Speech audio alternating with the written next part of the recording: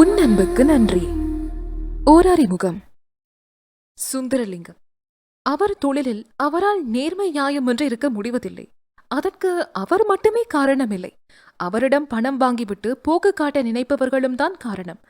தொழிலில் பொல்லாதவர்தான். அதற்கென்று அவர் கெட்டவரா என்ன? நெஞ்சறிந்து யாருக்கும் எந்த பாவமும் செய்ததில்லை. பிறகும் ஏன் அவரின் ஒற்றை மகளின் வாழ்க்கை இப்படி சூறாவளிக்குள் அகப்பட்ட படகாய் திசையறையாது சிதைந்து நிற்க வேண்டும்? யாருமற்று நிற்கிறவனுக்கு தோள் கொடுத்து ஆளாக்கி விடுவோம் என்று எண்ணித்தான் அனந்தனை அழைத்து வந்தார். ஆனால் இன்று அவர்களின் குடும்பத்துக்கே தகப்பன் சாமி அவன். உடைந்து போய் நிற்கும் அவரின் மொத்த குடும்பத்தையும் தாங்கி பிடிக்கும் தூணவன். எனக்கு நீங்க செய்வது சரியா மாமா, இப்படி ஆசை காட்டி மோசம் செய்யலாமா என்று ஒரு வார்த்தை கேட்டுவிட்டான் என்றால் என்ன செய்வார்? வெளியே முரட்டுத்தனத்தோடும் உள்ளே குழந்தை உள்ளத்தோடும் அன்புக்காய் ஏங்கி போய் நிற்கிறானே, என்ன செய்ய போகிறார்? அமிர்தவல்லி ஒற்றை மகள். மொத்த அன்பையும் கொட்டி வளர்த்தார். அவர் சொல்லை மீறமாட்டாள் என்று நம்பி சத்தியம் வாங்கினார். அவளை கட்டிப்போடும் என்று நம்பிய சத்தியமே அவளுக்கு சாபமாய் மாறும் என்று கனவிலும் எண்ணவில்லை. அவள் கண்ணீரில் கரைவதை பார்ப்பதற்குத்தானா சீராட்டி பாராட்டி வளர்த்தார்? மத்தும வண்டார. உடம்பாலும் மனத்தாலும் முடமாகிப் போனவர் அவர். வருவது வரட்டும், ஒரு கை பார்க்கலாம் என்று நெஞ்சை நிமிர்த்தும் தும்பில்லாதவர். கட்டிய மனைவியை இழந்து, காலை இழந்து, சித்தம் பிசகி போயிருந்த மகளையும் வைத்துக்கொண்டு என் குடும்பத்தை தூக்கி நிறுத்தி விடுவான் என்று எண்ணியிருந்த ஒற்றை மகனும் சுயம் தொலைத்து நிற்கையில் உழைப்பு பிழைப்பில்லாத கையாலாகாத ஒரு தந்தையாய் அன்று அவர்கள் எல்லோருக்கும் எது நல்லது என்று நினைத்தாரோ அதை செய்தார். அவர் அறிவுக்கு எட்டியது அதுதான். இழந்ததெல்லாம் போதும், என் மகனாவது எனக்கு கடைசி வரையிலும் வேண்டும் என்று எண்ணித்தான் செய்தார். ஆனால் அன்றிலிருந்து அவர் நிம்மதியே போயிற்று. என்னவோ அடித்தளம் இல்லாத வீட்டில் வாழ்வது போல், ஓட்டை விழுந்த படகில் பயணிப்பது போல் தவித்துக் கொண்டே இருக்கிறது அவர் உள்ளம். அவர் மகனுக்கு எல்லாம் தெரிய வந்தால் என்னாகும்? அவரின் நியாயங்கள் புரியுமா? பயங்கள் விலகுமா? அவரை புரிந்து கொள்வானா? இல்லை மொத்தமாக வெறுத்து விடுவானா? அனந்தன் அவன் பொல்லாதவன்தான், கோபக்காரன்தான். அவளிடம் மட்டும் அம்மா தூக்கு என்று அடம்பிடிக்கும் குழந்தையாகத்தான் மாறிப்போவான். அவளானால் எங்கோ தன் இதயத்தை தொலைத்துவிட்டு அவனிடமே வந்து தேடித்தா என்று கண்ணீர் வடிக்கிறாள். அழுவானா சிரிப்பானா? ஆனால் ஒன்று, அவளை அளவைத்து பார்க்கும் தைரியம் மட்டும் அவனுக்கில்லை.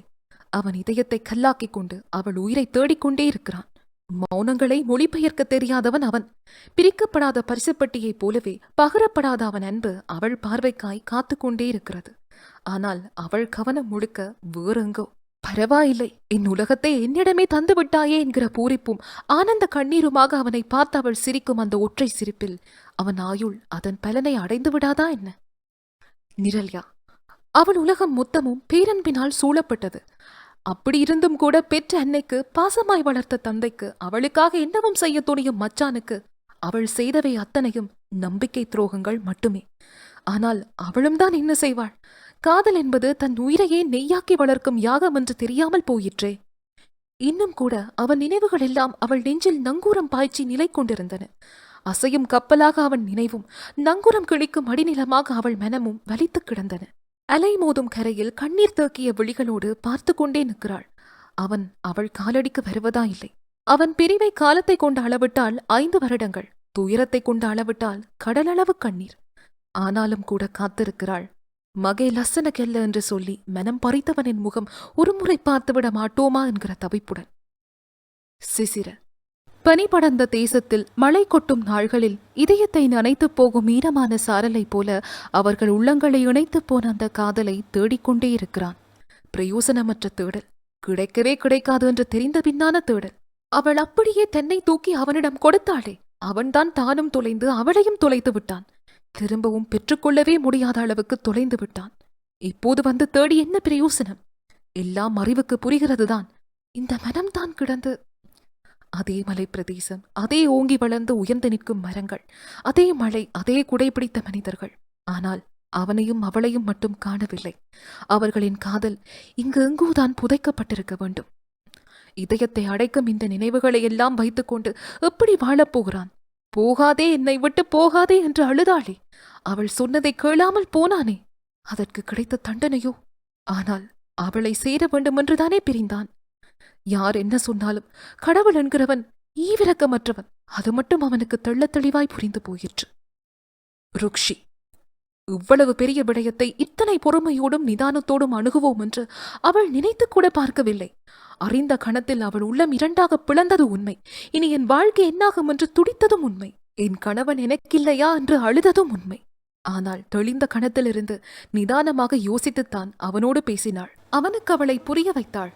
இந்த பொறுமைக்கும் நிதானத்துக்கும் பின்னால் இருந்தது கணவனுக்கு அவள் மீதிருக்கும் நேசத்தின் ஆழத்தை அறிந்திருந்தமைதான் என்று அறிவு சொல்லிற்று. அவன் தெளிவான். நிச்சயம் அவளின் சிசிரவாக மட்டுமே மாறுவான். இது அவர்கள் வாழ்வில் அலையடிக்கும் காலம். அலையடிக்கிறதென்பதற்காக கடலை விட்டு வெளியேறினால் மீனுக்குத்தான் உயிர் போகும். காலநிலையை உணர்ந்து அலை அடங்கட்டும் என்று காத்திருப்பதுதானே உசிதம். யாதவியின் குரலில் எழுத்தாளர் நிதினி பிரபு அவர்களின் உன் அன்புக்கு நன்றி நாவலை விரைவில் கேட்டு மகிழலாம்.